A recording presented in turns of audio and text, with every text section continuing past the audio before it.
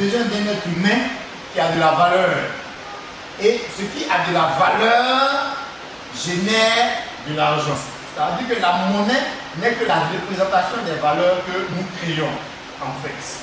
Donc nous avons expliqué que l'argent est apparu et l'argent est la fille des valeurs qui sont créées. Et les valeurs qui sont créées dépendent des besoins communs. Nous avons dit que vous voyez des gens marcher sur le sable. Le sable n'a aucune valeur pour eux. Et puis un jour, vient le besoin de construire une maison. Du coup, le sable qui n'avait aucune valeur prend de la valeur. Et on est prêt à débourser 100 000, 200 000 francs pour acheter un chargement de sable. Donc, la valeur est liée au besoin. Et l'argent est lié à la valeur. Et donc, j'ai dit tantôt qu'aucun d'entre nous n'a le droit de créer l'argent en tant que monnaie. Ce que nous pouvons faire est de créer la valeur. C'est la Banque centrale seule qui a la prérogative de créer de la monnaie. Mais elle crée la monnaie comment? Elle crée la monnaie en fonction des valeurs qu'on appelle aussi la richesse créée dans le pays. C'est pour cela que vous verrez que la masse monétaire que la BCEAO crée pour la Côte d'Ivoire est plus importante que la masse monétaire qui crée pour le Burkina. Pourquoi?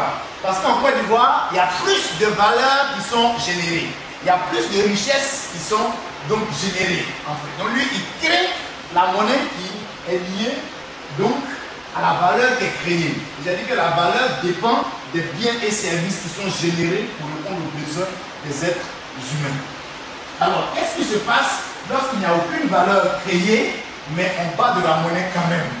Quand on ne crée pas de la valeur, c'est-à-dire qu'on ne fait rien pour répondre aux besoins des êtres humains, et qu'on bat la monnaie, on fait fonctionner la planche à billets, ce qui se passe, c'est que la monnaie qu'on bat n'a pas de valeur. Donc, par exemple, au Zimbabwe, quand Mugabe est tombé sous sanction, il a ordonné à la Banque centrale de faire fonctionner la planche à billets sans qu'en dessous, il n'y ait de valeur qui soit créée pour soutenir. Finalement, la monnaie zimbabwéenne a perdu toute sa valeur.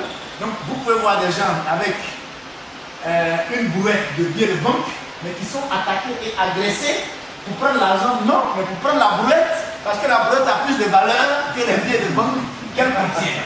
Donc c'est juste pour vous dire que l'argent elle-même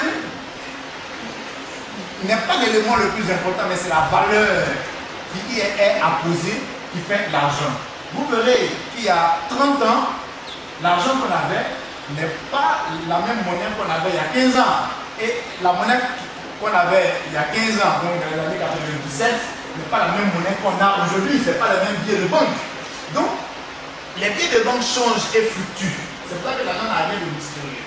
Mais c'est la valeur qui est derrière qui fait l'argent. Et vous et moi, nous pouvons créer de la valeur. Dès lors qu'on met en place un bien ou un service qui répond à un besoin humain, on vient de créer de la valeur. Parce que tout le monde donne de la valeur à ce qui répond à son besoin. Si vous rencontrez un homme dans le désert qui a fait 3 jours de marche et qui n'a pas bu de l'eau et qui à 600 km à la ronde n'a pas un point de chute, si vous lui donnez un sac de 10 milliards, il ne rit pas. Il ne rit pas avec vous. Le sac de 10 milliards là n'a aucune valeur pour lui. Mais si on lui prend un bidon d'eau de 4 litres, il sera très heureux. À ce moment-là, le bidon d'eau de 4 litres a 1000 fois plus de valeur qu'un sac de 10 milliards. Il n'y a pas de supermarché, il n'y a pas de boutique, il n'y a pas de marché, il ne peut rien faire avec. Donc il va mourir dans le désert avec son sac de 10 milliards parce qu'il n'avait pas d'eau. Donc en cet instant précis, c'est les 4 litres d'eau qui répondent à son besoin. Donc en ce moment-là, si on met 10 milliards et on met un bidon de 4 litres d'eau, il va dire qu'il prend le bidon de 4 litres. C'est ce qui répond à son besoin. Donc la valeur dépend toujours de la réponse aux besoins. Donc au commencement, il y avait l'homme, ensuite il y avait son besoin. L'homme a commencé à mettre en place des biens et des services pour combler son besoin. Tout ce qui comble le besoin de l'être humain prend de la valeur. Donc en fait, le troc est né avec un échange de valeurs. Et finalement, l'argent est venu pour être une monnaie d'échange de valeurs. C'est pour cela qu'un billet de banque ne vaut que par la valeur faciale qu'il y a dessous. Quand c'est 5 000 francs, il vaut 5 000. Quand c'est 10 000 francs, il vaut 10 000, etc. Donc c'est juste pour vous dire que l'argent n'a rien de mystérieux. L'argent n'a rien de mystique. L'argent n'a rien, ce n'est pas une œuvre des génies. Voilà. Je peux vous rassurer, ce n'est pas une œuvre des génies. C'est une œuvre qui est purement humaine. Donc cette conférence-là visait à démystifier l'argent. Et donc ceux qui étaient là ont posé des questions et nous avons donc progressé. La dernière fois, nous avons vu la croyance financière. Nous avons dit que, j'ai donné l'exemple de quelqu'un qui est arrivé dans un village et puis étant étranger, il a fait une hutte à l'orée du village. Et non loin, il y avait une petite rivière très poissonneuse. Donc tous les jours, il pêchait du poisson là et il mangeait. Et il a fait pratiquement 8 mois. Et les villageois passaient et le voyaient, se disaient entre eux, mais ce monsieur-là ne sait pas que cette rivière, elle est sacrée. Quand on mange du poisson de cette rivière, on en meurt. Mais on ne va rien lui dire et on va le laisser mourir. Et finalement, il ne mourra pas, il était là. Et un jour, il devient ami avec un habitant du village, il donne l'information. Il dit non, attention, la rivière dont tu manges du poisson, on en meurt. Et donc, du coup, le monsieur prend peur et il arrête de manger du poisson de la rivière. Et puis, un jour, il avait des problèmes pour manger. Il s'est dit, mais dis donc, j'ai mangé du poisson de cette rivière du nom de moi. Je suis pas mort, donc moi j'ai faim, donc je vais aller manger. Donc il se lève, il prend le poisson, il mange. Alors quand il mange, il est rassasié, mais malheureusement, habituellement en fait, il mangeait, il était en paix, mais ce jour-là, il n'était pas en paix. Il a commencé à avoir des insomnies, à craindre la mort, etc.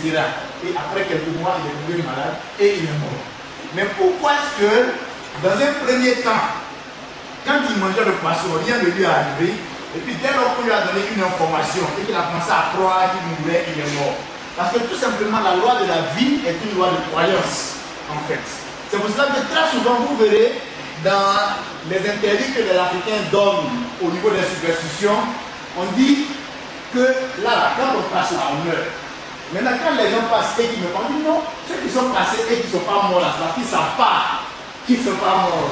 Mais si tu sais que tu passes là, tu vas mourir. Mais pourquoi? Parce que quand tu sais, tu crois que si tu passes là, tu vas mourir. Donc effectivement, il y a des effets. Mais celui qui ne sait pas et qui passe, qui n'a aucune crainte, rien ne lui arrive. Donc maintenant, on dit non, si tu rentres là-bas, là, si tu vois le masque là, si tu ne savais pas, il n'y aura rien.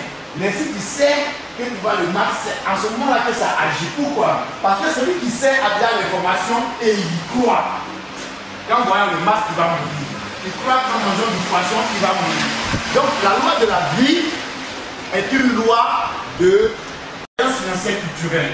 Par exemple, en Afrique, ce qui est normal, c'est la pauvreté et la pénurie. Donc quand on voit une personne qui est riche, on dit que ça là, il a dû aller voir un marabout, il a dû aller voir un féticheur, il a dû enterrer son fils vivant, sinon, ce n'est pas normal qu'un homme soit riche. Donc, dans la croyance africaine, on croit en la pauvreté et on croit que être riche, c'est vraiment anormal. C'est une œuvre de génie. Sinon, humainement, un homme ne peut pas être riche. Donc, quand on hérite d'une telle croyance financière, bien sûr, on a du mal à rentrer dans le domaine de la prospérité. Donc, très souvent, ceux qui ont des difficultés financières, nous tous, etc., c'est parce qu'on a hérité d'un système de croyance. Donc la croyance culturelle, la croyance financière culturelle dont nous avons hérité n'était pas bonne. La croyance africaine est orientée vers la pauvreté, vers la misère. C'est ce qui est normal. Quand on voit quelqu'un qui veut émerger, on trouve qu'il a dû faire le médicament. Sinon, normalement, on ne réussit pas. Normalement, on ne s'enrichit pas. Donc, celui qui s'enrichit a dû faire grâce. Sinon, normalement, on ne peut pas. Ah non, lui, son argent là, c'est pas clair. L'homme ne peut pas avoir l'argent comme ça. Normalement, il a eu l'argent là, c'est pas simple. L'homme ne peut pas avoir l'argent. Dans la croyance financière, l'homme ne peut pas avoir l'argent. Donc, quand on hérite de cette croyance-là, c'est une croyance qui évidemment nous handicape et on ne peut pas connaître de prospérité financière. Donc, la croyance financière culturelle est un handicap important, n'est-ce pas, pour nous. Donc, nous avons dit qu'il fallait faire un travail de fond au niveau de la croyance financière culturelle.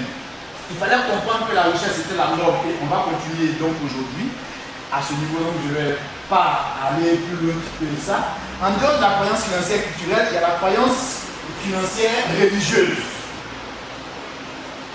voilà, qui est un frein. Il y a des personnes qui, par rapport à leur croyance religieuse, ont peur de l'argent, ne veulent pas toucher à l'argent, parce que l'argent amène à l'enfer.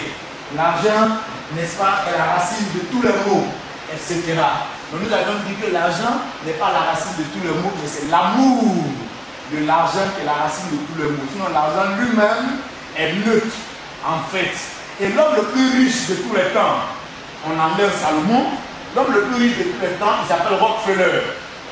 C'est-à-dire qu'aujourd'hui, en milliards de dollars, il a 200 milliards de dollars de fortune. Alors que le plus riche vivant, qui est un Mexicain qui s'appelle Carlos Slim, a 74 milliards de dollars. Donc, Rockefeller est l'homme le plus riche de tous les temps, parlant de nos contemporains. Mais Rockefeller, sa particularité, c'est qu'il a eu une éducation religieuse rigoureuse. Sa mère était chrétienne baptiste, c'est quelqu'un qui a été élevé avec cette éducation. Et Rockefeller a un passage de la Bible qu'il a pris pour faire son credo. C'est le Proverbe chapitre 22, verset 29, qui dit: si tu vois un homme habile dans son ouvrage, il se tiendra auprès des rois, il ne se tiendra jamais devant les gens obscurs. Donc Rockefeller a développé l'habileté dans tout ce qu'il fait. Il a développé l'habileté. Et puis un jour, il a demandé à son patron de l'augmenter. Son patron a dit non. C'est pour ça qu'il a démissionné et il s'est lancé dans ses propres affaires. Et si vous voyez bien la vie de Rockefeller, c'est quelqu'un qui était très rigoureux en affaires et qui était très libéral. Parce que c'est à un moment qu'il a enseigné les principes de la dîme. Il est très jeune, donc il était très rigoureux sur ce plan-là. Et puis, c'est quelqu'un dont on ne connaît aucun vice. Or, un homme aussi riche est sur le feu des médias, des journaux, etc. Mais on ne lui connaît aucun vice. Il est resté marié d'une seule femme jusqu'au bout. Et il a été même administrateur de l'église baptiste. C'est pour cela que l'église baptiste est puissante aux États-Unis, parce que c'est ces personnes-là qui font les présidents, en fait. Donc tous les présidents qui viennent sont obligés de jouer sur la Bible.